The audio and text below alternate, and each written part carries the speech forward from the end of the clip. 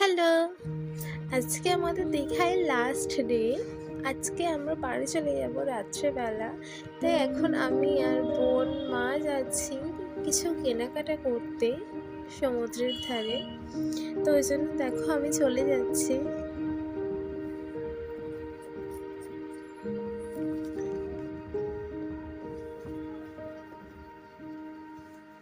আর দেখো কত দোকান সমুদ্রের ধারে।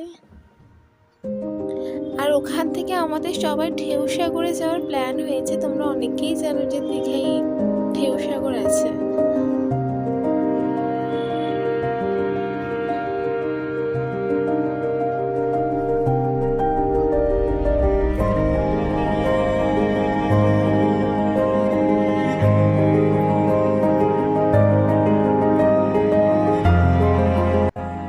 আর সমুদ্রের ধারে এত লোকজন, মানে এত ভিড় হয়েছে দেখো।